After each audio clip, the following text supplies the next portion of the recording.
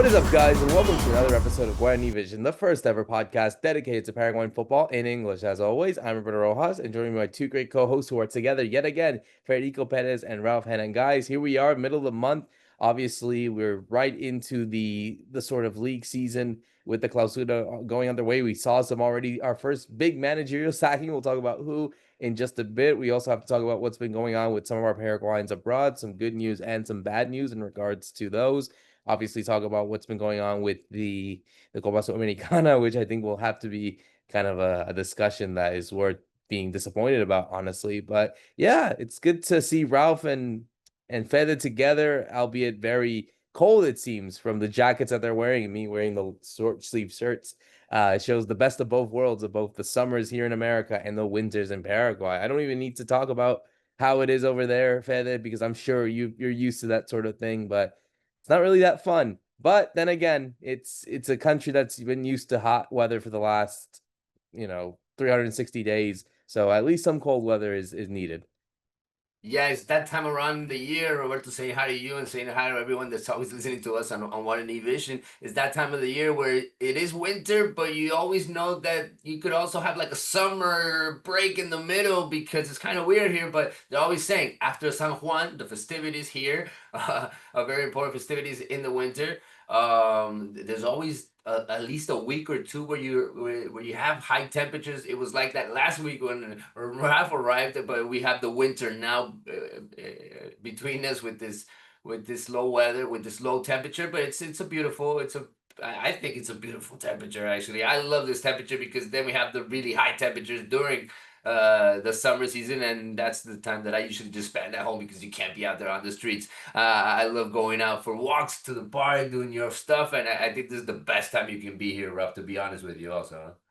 Yeah, we've had a great time. I mean, you get the sun. There's no rain at the moment, so you get to do some good walks around the Asuncion and Exactly. see things. I'm enjoying it. I've enjoyed my time here, spending not too much time indoors, but I was at the basketball final. So just to switch from soccer for a moment, but I was in the basketball final on a Monday night, like game two, and a lot of the Olimpia fans were there. The Barra, because they go in, they make a lot of noise, and that was good fun. Because even though I've been here for a while, I've been here for 2 weeks. I haven't actually been to a Primera game yet. I've been to lots of football in lower leagues, but not to the Primera yet. So it was good to get some of that atmosphere on Monday night in the basketball. So you need to get that sort of atmosphere soon in the pre-med. I mean, obviously we're right into sort of a season that it feels so unpredictable. We're going to go on that with our first segment, talking about Olimpia, as they always are, dominating the headlines in Paraguay. We obviously saw an Olimpia team that is obviously, fighting for the Clausura title after not being able to qualify for any continental competition after being eliminated from the Copa Libertadores a couple months ago. And it came into the second game against Trinidense, and it was actually a really interesting game. Back and forth, Olimpia took the lead, and then Trinidense took the lead, and it was drawn. But in the last seconds of the game, Trinidense got the 4-3 win, which ultimately led to the sacking of Fabian Bustos. And who comes in to replace him? Well, an old name in regards to a familiar name that we've known at the club level and at the national team level, Ramon Diaz. Ramon Diaz is the new coach of Olimpia. He is taking charge of his third team in Paraguay. He obviously coached the national team about 10 years ago in those two Copa Americas and the start of the qualifiers for Russia 2018. Then he went into Libertad, had an interesting stint there, didn't win anything of much of importance, and now he is here with Olimpia. And Fede, I mean, this was a news that, obviously Ralph talked about how Olimpia were a team that looked improved, but obviously didn't have the right coach. And hey, he was proven right, I guess, on that end. But it's an interesting hire for Ramon Diaz, Fede. It's for Olimpia to get him. It was interesting to say in the press conference that he had yesterday, in the introductory press conference, that he wanted to choose Olimpia because he says that this club gives you the opportunity to win, and they need that. They need to win in these games. They need to win something because it's been a weird year so far for them, and they definitely need a win desperately, be it at the league level, at the cup level, or anything. They need something to save their year. Yeah, they need to generate also that impact right between their fans because they've been really let down this year. I mean, ever since that Bulo game in Libertadores and their run in Libertadores this year, when they brought their last coach, they still had an opportunity to even qualify to the next stage or at least make it somehow into Sudamericana, but they never got up to that level with Bustos. So he definitely failed on his mission. He had enough time. He had a whole preseason also where we thought that okay, we're gonna see something different at the beginning of the clausura. Maybe the pieces just it didn't end up falling where he wanted, or just maybe he didn't adapt to what he had around him and where he came, which is something that I mentioned last week. Also, I didn't see this guy comfortable in Paraguay. I didn't see that he was feeling it here with his players and just with the whole project and with the back and forth that he was having with the press and the way that he was kind of explaining all the problems that he was having besides this crazy game against Trinidad and everything that happened in the middle with Richard Ortiz making a late penalty. And this is somebody that we talked about last episode also. Everybody was pointing fingers at him and look what he did also on this last game under Fabian Bustos. Now it's that effect of a new coach, a big name coming to Paraguay. I mean, I'm trying to remember the last big coaches or coaches that had a career that was already made and that had been successful that came in their latter stages like this. Ramon Diaz. I mean, wow. I mean, you look at everything he's done so far back in the days with River, but he's done it at the national team level also with Paraguay. He knows a lot of Paraguayan players because he's had them. The last one was Angel Romero in Corinthians, but he knows how to manage these kind of locker rooms with his son also, who is a very important part of this project. I think he's actually the one that's going to work the hardest out there in the practices as we see normally. But I'm excited. I think Olimpia fans are excited because this is quality in a coach. When you bring Ramon Diaz, you kind of know that he's going to bring that winning mentality into the locker room. He's going to push everybody to their best, and I think he's going to have that effect on the players, not just on the fans like we've seen it. I mean, he just arrived yesterday, Roberto, and just to let everybody know, most of the channels here was showing they had their cameras there in the airport and they were showing him coming down of the airplane. I mean, that's kind of the expectation that he generated this week, Ralph. You were here in the country. I don't know if you kind of saw that, well, everything that he generated also with becoming the Olympia's coach. Yeah, I mean it's a real big signing by Olimpia, and I think it's quite impressive considering they had Palermo not so long ago.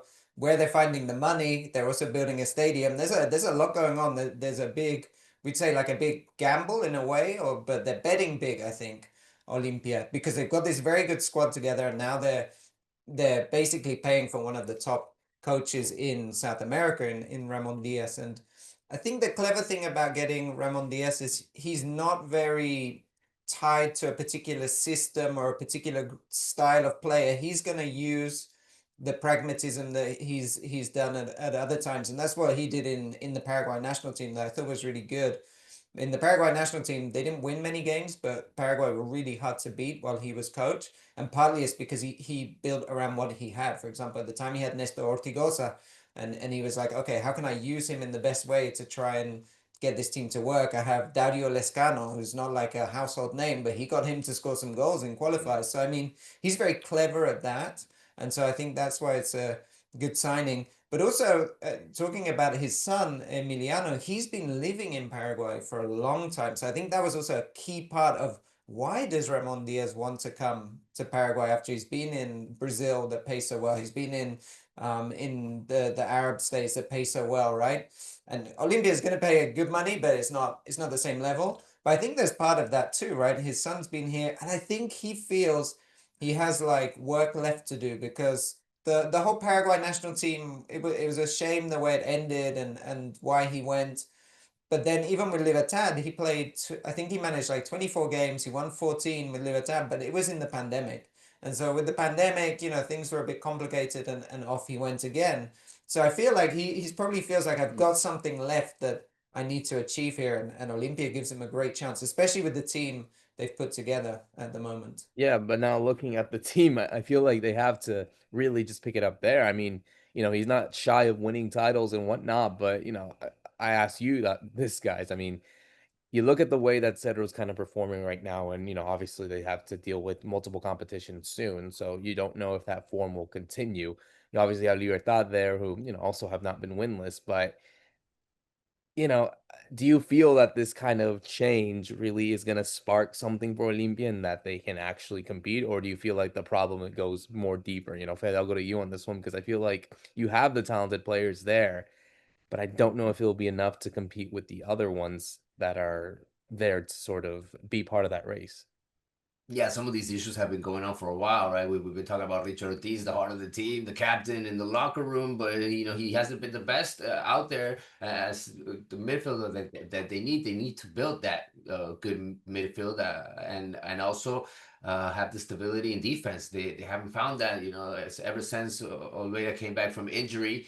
He has yet to have the opportunity to have several games where he keeps that clean sheet, and he needs that confidence back. After you're coming back after a long injury and you're not seeing the best defense in front of you, he's not feeling himself out there. He's not saving this team, and I think he's not up to the standards either lately. And so there's a lot of points in the team where I think he's going to have to pick up those confidence levels of certain players, and I think he's great in that sense. I think this is the right staff to do it right now because Olimpia really needs to shake it in there in that locker room. There are certain things that have been going on. You have a lot of competition in different spots, so that he's going to have to make the right decisions coming in right away because there's no time to work on it. I don't think he's going to follow so much what Fabian Bustos was doing. I think he's going to try to get his own path, try to make his own team, make his own decisions as the days go by. Maybe even see a couple of young players that we haven't seen under Fabian Bustos. I know there's a whole bunch of players that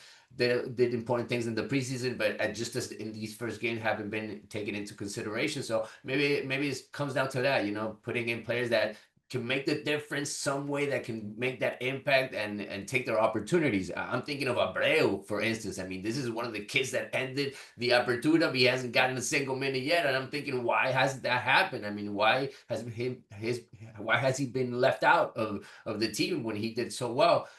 These are some of the things that I wasn't on key with Fabian Bustos and the decision making that was going on there. Hopefully, Ramon Diaz has that right mindset and right away he makes those decisions. I think this is a long-term project though. I think they're going to try to build a good team eventually for Libertadores. I think that's what they're bringing him for, right? I mean, when they brought Martin Palermo, they wanted the same thing. They wanted to build a championship team first and then think of what could happen next year. And I think that this is what they're trying to do now, besides the fact that it was a mistake to hire Fabian Bustos. After a couple of months, we can say that now. I mean, that's why they went for a big name like this. That's why they took the plane directly to Buenos Aires to go pick him up and bring him to convince him. I mean, there was a lot of people involved in this situation. It wasn't just the president of Olimpia. He needed Alejandro Dominguez. I think he helped him out. We even saw his son there in the negotiations. So when you bring in a big name like this, it involves a lot of things, and they did it quickly. I mean, Fabian Bustos was gone, and in the next day they hired a really good manager like Ramon Diaz. Everybody's going to follow these first games of Olimpia to see if they can quickly pick it up because there are teams that are kind of getting away, and one of them is Cerro, Ralph. Yeah, that's right. I mean, this weekend we got the big game, Cerro against Luqueño, which are the two teams that have won both their games so far. So one of those are going to drop points, and I guess from an Olimpia standpoint, they'll hope it's Cerro because they'll feel that Luqueño will drop points further on in the season. But I think going back to, okay, Ramon Diaz, like, can he make the immediate impact? That's pretty much what they brought him in for because he is bigger. His reputation is bigger than that dressing room. I mean, Richard Ortiz is this name that keeps coming up as someone that's been so identified with Olimpia for his history. But honestly, like Ramon Diaz can come in and he can dominate that dressing room. He's not going to be worried about any player in there at the moment. So I think that's kind of what they need as well. Somebody that won't be scared to make those big decisions if they have to drop players, to change things. And Ramon Diaz will be able to do that. I think he will get a response because again of his reputation, and also because people will know. We talk about the national team. He's been in the national team as well, so there's going to be people thinking, if I want a chance to play for Paraguay for this great team that's we're building and is going to a World Cup, I kind of want to be on side with people like Ramon Diaz. I'm not going to argue with them. So there's all of these kind of things by bringing someone in like that coach. The I guess the reality is the quality good enough to do it? I mean, I think it is. We've talked so much about this team, about who they've been buying. Sebastian Ferreira is already making a difference up front, so we can see that. What we're not seeing is that Oliveira, Capasso have come back. They've not made that difference in defense yet. But I think there's a lot to talk about, not just those two players. So if he can make them hard to beat to start, and start to concede less goals, then I think we could see something interesting for this year. And like Fede says, it's like really what they're hoping is that he has a good season where he builds a lot of confidence, and then they can go into the Libertadores and maybe invest even more. Who knows?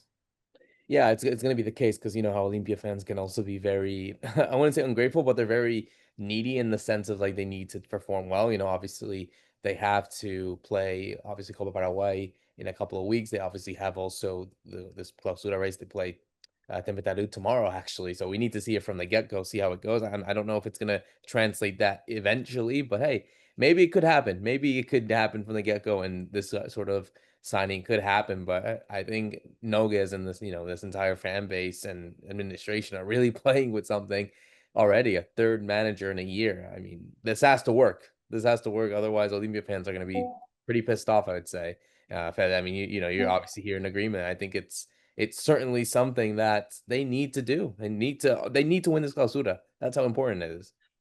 Obviously, yeah, they're gonna have to deal with that pressure. I mean, in the locker room with Ramon Diaz, but just like Rob was mentioning, I think he's gonna kind of try and absorb that situation. He's gonna take it all in the press conference with the fans. I think he's gonna try to do that. He's very tricky in that sense, you know, with the way that he handles himself, with the kind of things that he's gonna say now, being the manager of this team. He's going to try to put the fans by his side quickly. He's going to try to build that energy around the team. And this is something that Olimpia really needs because we haven't seen the fans in the stands lately. And Olimpia has so much potential.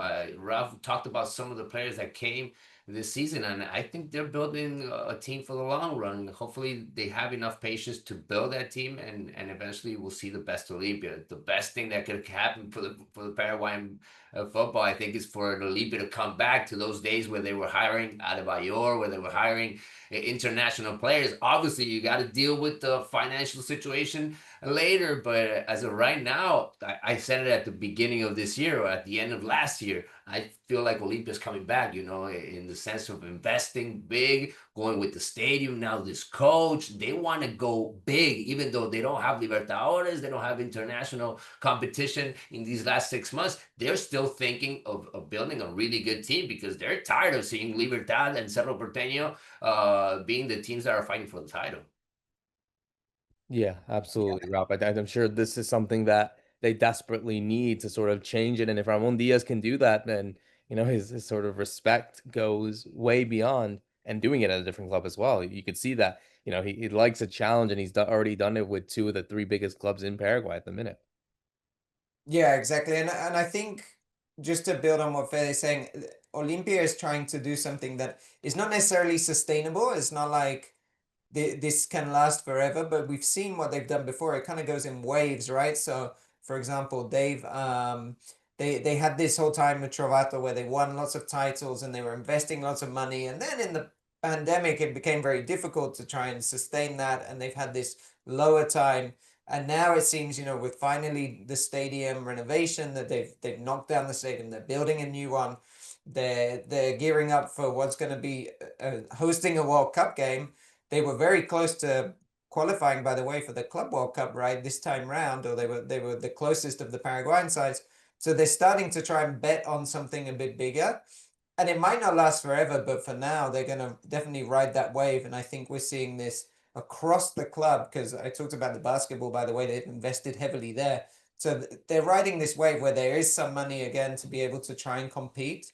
And so they're really going to throw it all in at this time, because that's what Olimpia does. You mentioned Roberto, the fans. I mean, really, they're very demanding, but it's because they became so used to success and just every generation, right? So you have the from the 79, then you have in the 90s, you have the early 2000s, And then the more recent generation have seen that 5 titles in 6 years or in 6 seasons.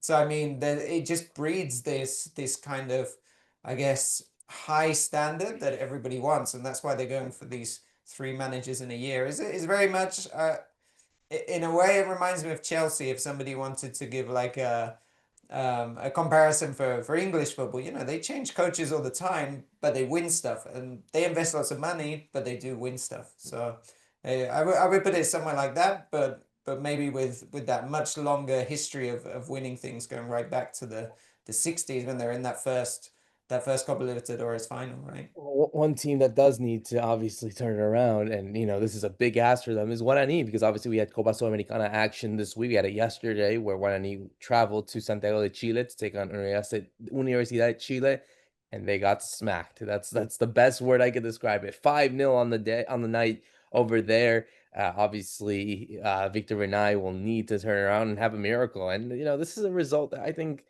I was speaking to some YNE fans and they were very low in terms of expectations, but I did not expect, Ralph, for them to be this low in morale because of 5-0 thrashing. I mean, that has to be historic. I think you mentioned it's one of the probably the biggest defeat by a Chilean team against the Paraguayan team in the Copa Libertadores, Sudamericana, or any of those competitions, because this is a big blow for YNE as a whole in terms of their season.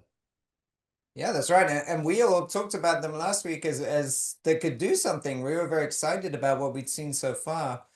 And I think maybe this was a big reality check, one of the level of the Paraguayan league. So they've been looking okay, and now they looked awful last night. But then also Bernay, I thought it was strange that he went with the back three in an away game in the Copa Sudamericana. I mean, that was for me a strange decision from the start, and then it's obviously with the sending off, then that becomes even more exacerbated because they've only got 10 players now to try and claw back or at least hold on to that 1-0 because it was 1-0 at the time. But they just really fell apart, and suddenly now the criticism has gone a lot, actually not so much on Bernay but more on the Guarani board, because we just talked about a club, Olimpia, that's investing lots of money, and Guarani is the opposite, right? They liquidated assets. They sold a lot of players, including to Olimpia, but they got rid of a lot of their squad. Supposedly, they got rid of Chiquiasu. They didn't pay him what he wanted. And so the idea was, no, but it's okay because we're going to build this good young team that can do something. And for the first couple of league games, I thought, okay, this looks like it can work with Willy Mendieta and Fernandez that are the experienced heads that can guide this younger team. But last night, I mean, we just saw something totally different. And I mean, I am on holiday, so I don't have my spreadsheet, which I usually have to confirm that if it's the worst defeat. But just off the top of my head, I can't remember Paraguayan teams losing to Chilean teams by 5 goals in any tournament that I remember, Fede. No, this is embarrassing, really, to talk about a 5-0.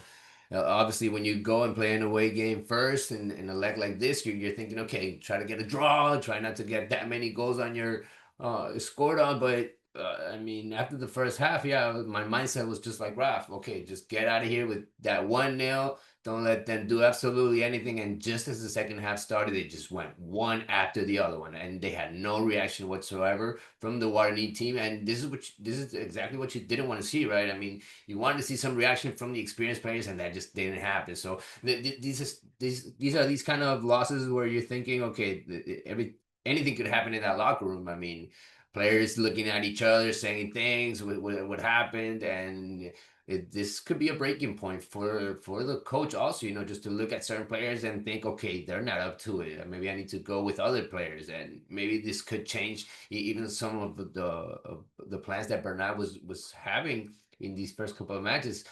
As of right now, it looks like they're totally out of it. This is what happens to a team that doesn't win their group stage, right? When in Sudamericana, you have to go against a really good team in the playoffs, and they unfortunately got a really bad result. And as of right now, I feel the journey is pretty much over. If I'm a Guarani fan, I'm not buying that ticket for the second game. I'm not gonna be with this team after this 5-0. I mean, I think everybody let go of their chances last night after this tremendous result. I mean, embarrassing, really. And this hasn't been the only one this year. Where I just mentioned Olimpia against Bolo Bolo, and they just keep stacking up this year for Paraguayan team. It's just not looking pretty so far in the international stage, especially if we started out this way, Roberto. Yeah, no, absolutely. And it also gives you the worry of what Cedro and Libertad can do in the Copa Libertadores because they got some tough opposition coming up, and you don't want to see that sort of embarrassment happen. So I think honestly, a 5-0 kind of writes off a season. Honestly, I don't see them coming back at all. I think it might even get worse, Ralph, when you think about it, because morale might be really low. But how low can it get? Can we go in the sense of like even Guarani trying to get something, or them just getting smacked overall? Like I'll say, I don't know, like a 7-8-2 on aggregate or something. Yeah, I mean they're playing in La Hoya because of course they don't have their stadium, or it wasn't for CONMEBOL anyway games, but so they're gonna be in La Hoya, which is like their rival stadium. As Fede says, probably not many people are gonna be going, especially if it's cold.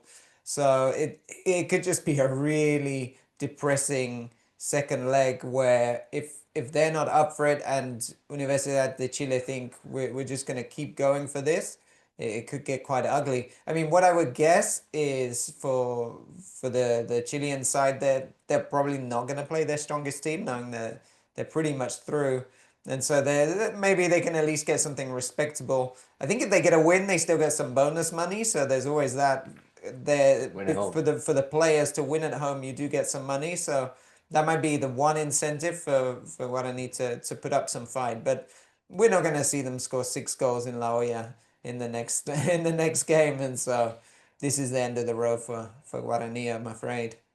Yeah, it really does suck because it is a fun team to watch when it does all click well, but they've just been going through now a different manager with Chiqui Arcegani and now with Vitor Renai. You just don't know if that's gonna continue. Let's go on a positive note though, because obviously the Copa America Femenina, Ralph, did also start the other day over there in Ecuador, and obviously the big result that Paraguay got in this one was playing against Bolivia. They played against Bolivia in the opening game, getting a 4-0 win with Claudia Martinez getting a hat trick, Lee Chamorro getting the fourth goal over there in stoppage time, which puts them in a good spot right now to qualify. Obviously, they have a big one against Colombia, and then they got Brazil coming up as well, the two vital games. But you could say that the result was expected, but obviously, uh, Fukamoto's really trying to make this team work well, and hey, it's working so far. But they do need to figure out how good they can test themselves against bigger opposition. When you look at a Bolivia, for example, which isn't the best, barometer to go for, and of course, we're talking about a Bolivia side that lost 6-0 to Brazil 3 days after that win again for Paraguay. So they need a bigger test, but hey, let's see what they can do against Colombia tomorrow.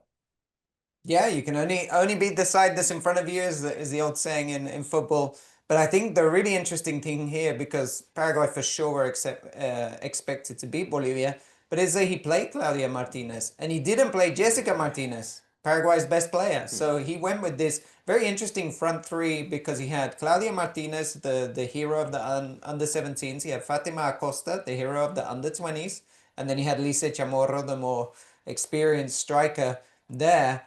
And it's Claudia that once again is like just blowing people away. I mean, we've seen her at senior level at Olimpia here in Paraguay, but let's be honest, it's not the same kind of level. It's not fully professional yet. We talked about this before on the show. And so I was thinking, for her to be in Copa America at senior level at her age that's a really big task. That's a really big ask of her. And she shows up and scores a hat trick. I mean, this is somebody that's got agents. I can tell you, agents around the world are interested in this player, in Claudia Martinez. She could be she's going to go to Morocco for sure for the under 17s World Cup, and after that, I mean, she could. We've never seen a Paraguayan in England, for example. We've never seen a Paraguayan in the US in the top league either, right? I mean, she could be that first player that we see there because she just is. It reminds me of Diego Gomez that every time he had to step up, he just blew it away, and she's the same. Every time she gets like a bigger test, she just passes it. For sure, the game against Colombia is going to be very different. It sounds crazy to say this, but Fukumoto might not even play Claudia Martinez because he needs to. Piraju has to play Jessica, right? Martinez. he needs her in that big game. So you might not even see her, but the fact that she's done this already is just proving that she's. I think she's ready for that big move.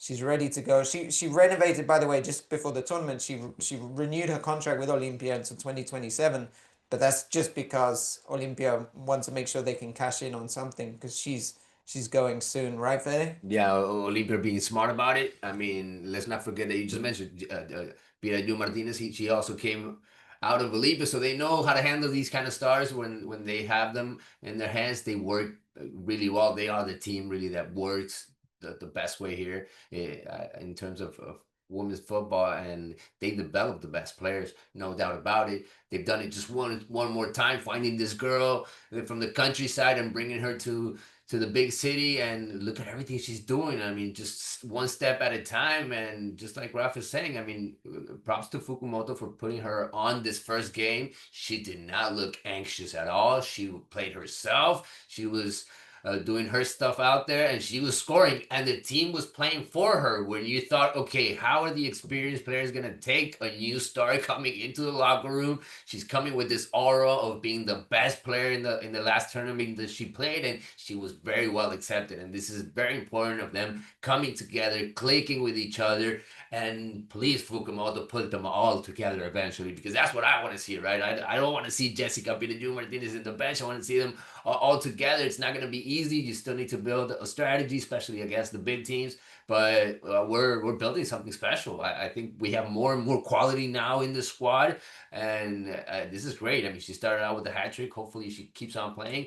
And I'm totally with Ralph on this sense that hopefully she's going to be that next big signing for a European team, because she definitely can do important things, and it's going to leave some money for Olimpia also. It's just going to build. It's just going to keep on growing. I mean, this women's scene here locally is going to push more and more girls into wanting to play. So I think it's all going in the right direction, especially with her and the rest of the team, because we're talking a lot about a Claudia lady because she's making that impact in the women's game. But there's a lot of really good players on this team. I'm really excited about what they can do in this Copa America and moving even more as we're heading into the next World Cup. I'm really excited. I think they can really do something special. I don't know why I have the feeling with this team now with Claudia even more, because she's just taking it to a new level that we have. I believe, there's a lot of experience in those forwards, but when you bring a new player like this, I think she's even gonna put herself with the level of her teammates, and she's gonna pick them even up even more. When they thought that they were at the end of their careers, I think they're seeing a new player coming in, and they're thinking, okay, we can still do something, and we might be able to get that World Cup that we've been hoping for these last couple of times. It's all down to progress, really. It's all down to progress in the sense of how they can do it. So it's going to be an interesting test in regards to how they measure up against Colombia and Brazil coming up. So yeah, I'm really looking forward to seeing what they can do. And obviously, one player that we're keeping our tabs, and we obviously see some transfers that have been done with Ramon Sosa going to Palmeiras. That was made official. He had his debut the other day. Obviously, Diego Leon is in preseason with Manchester United. It's already been reported that he's going to stay on that team. Regardless if he's going to be on the first team or on the U21 level, but he'll be on the preseason. They kick off. But one player whose future was already really up in the air and we don't know what's happening now, we got the report the other day. I'll go to Ralph on this one in regards to Julio Enciso, because Julio Enciso was reported that he will be having surgery tomorrow of a knee injury that will keep him out for at least 3 months. At least that's what's been reported. And, obviously it was very interesting to see. And they Brighton already had their preseason actually the other day. Diego Gomez was playing, so part of me was thinking, I'm sure you guys felt the same way. I was like, wait, where's Julio Enciso? Because I know that his future was always going to be up in the air, but that doesn't mean he still wasn't able to play. And boom, here comes the news that he will be getting surgery and will be out. So it's very interesting, Ralph, that this is a player that just can't stay away with injuries. He did play with that injury. You would say it was a surgery that he should have gotten a long time ago, but he obviously played through it when he was playing in the World Cup qualifiers against Uruguay and Brazil last month. But that means that he won't be there for the final games against Ecuador and Peru, the ones that could obviously secure Paraguay for the World Cup. I mean, this is it's a big blow, you would say, but at the same time, you also think like, wait, Paraguay just right there. But if I'm Ramon Sosa, thinking about there, I just saw my eyes go up in terms of obviously, it sucks that a player of his capacity is not going to be there. But for Ramon Sosa, who just got his move and who played in the right position, this just opened the door for him a bit. Yeah, that's right. I mean, of course, with injury to one player comes opportunity for others, and in this case, I think Ramon Sosa, you've called it. He's the natural kind of replacement, although nobody can really replace Julio Enciso. Though we've talked about this before, it's that genius, is that talent that only he has. But with these geniuses come these difficulties with injury, and you mentioned, for example, you think he was playing through the injury. I think it's probably true because Brighton would never have let him come if they knew he was carrying the injury. I think maybe he just really wanted to play those World Cup qualifiers and didn't, maybe wasn't fully open or transparent, got here, did that. And now as he's going back to preseason, Brighton have seen something and said, we can't have you continue and you're going to have this surgery.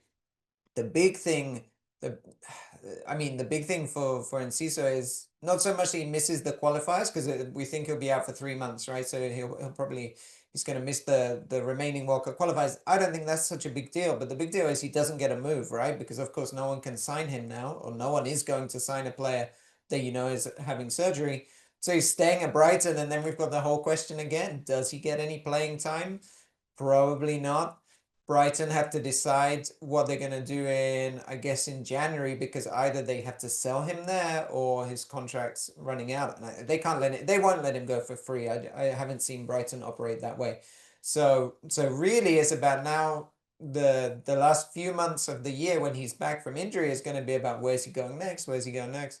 And so it's a lot of disruption, I think. And we were talking before on the show about how good it was to see him at Ipswich, getting game time, scoring goals, playing, and just having this run of minutes. And once again, we've seen it cut short by injury. And there's question marks. Was it his fault? Is it just bad luck? Why does this keep happening? And so there's all of those question marks as we miss him for the start of the season. Yeah, I was just listening to Roberto, and he's looking at the bright side of it, the chance for Ramon Sosa. Ralph is looking at it from the business point of it, because it could have been the big move, right? When we were talking about big teams, Porto, Portugal, we were talking about Inter of Italy, and now all of a sudden is he even going to have minutes eventually this season or these first couple of months? I was even listening to a rumor this week of Boca Juniors. He had been offered. I don't know if that was real or not, but I mean, it's weird to move on a player that's actually injured that needs to go through a certain process, and he's gonna be stopped. Hopefully, it's just 3 months, guys. I mean, you never know with knees,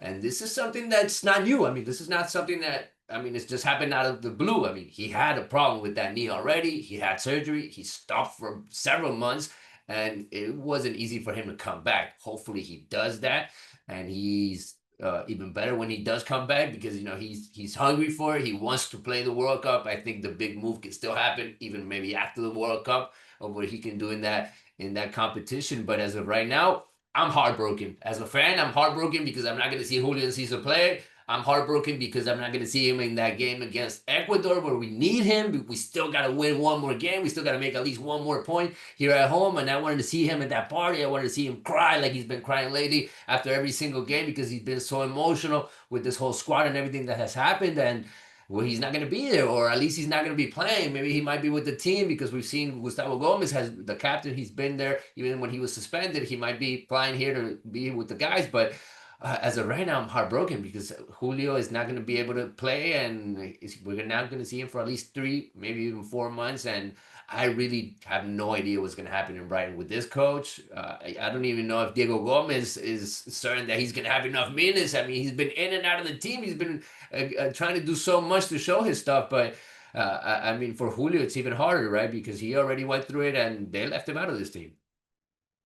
Yeah, it's going to be interesting, really, just, the fact that this happens right now, literally a month and a half before the end of the transfer window, Ralph. I mean, the fact that this is going on, I think it really throws, an issue in this sense because, like you said, he has to wait until January to move, and it's either he does, and, teams don't really make those big moves in the winter anyway. So you either have to find a suitor that is able to move during that sense, or you risk him going on a free during a World Cup year, mind you. So because if he is going to be playing the World Cup and he goes off there, then well, that's just going to provide more interest, and that's Brighton losing more money. So they really are lost. I mean, there could be, I mean, could it be a situation that a club could just go and try to find him and just try to deal with that injury for the next 3 months and then he just returns? I don't know if that is the best case scenario, but it could be the only scenario in that sense that, like, okay, let's say he goes to,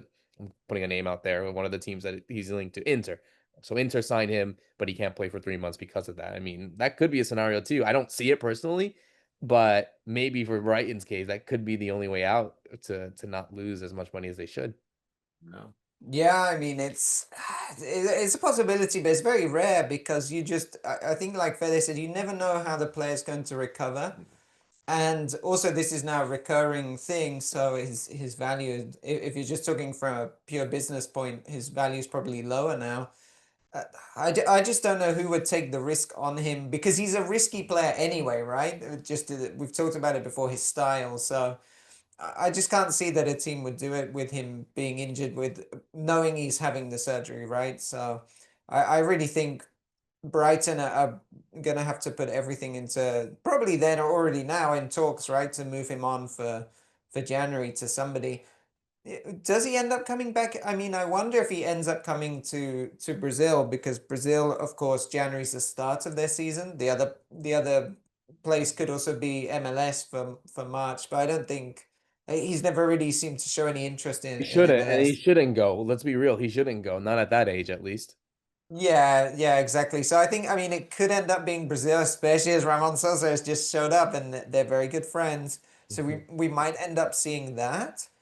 But yeah, it's just honestly, it's just such a shame that this keeps happening. And one thing, I mean, there's many like people you want to blame people basically for this. I mean, it's hard to know. It's hard to know all the facts. So one, it could be, is he taking care of himself? You know, he had his like very long honeymoon, I would call it, from his wedding. So was it maybe his fault? Is it because his coaches haven't taken care of him? Remember, he played Copa America and Olympics last summer. So that surely had some kind of effect. Or is it just that some players naturally, when they get to this level, they find it very difficult? I'm remembering another Paraguayan talent, Roque Santa Cruz, who kept getting injured when he was very young. And I remember one of my interviews with him when I said, like, what was one of your biggest achievements? And he didn't say any of the trophies he'd won. He said coming back from those injuries and still having a career. So I mean, there's so many things happening. It's hard to like pinpoint what it is, but the reality is it's very difficult for a team, I think, to gamble on him right now with him being injured and having had this injury a few times. Yeah, and this has happened with several players that had that potential. Also, I'm thinking about Derlis Gonzalez, who had an opportunity to play in the European level. Also, he played Champions, and he had injuries along the way. Sergio Diaz, one of the last ones. Also, he did the preseason with Real Madrid, and then he had a couple of injuries and couldn't and never came back to a big team after that. Right, so hopefully that's not the case. We're always talking about Julio Enciso's potential, him being so young and he can still do something with that body. But as they start to stack up, and if you're gonna hire a player, you're always looking at that story also of what he's gone through and the injuries, and it could be important of him in that sense that it could cut him, I believe, a couple of opportunities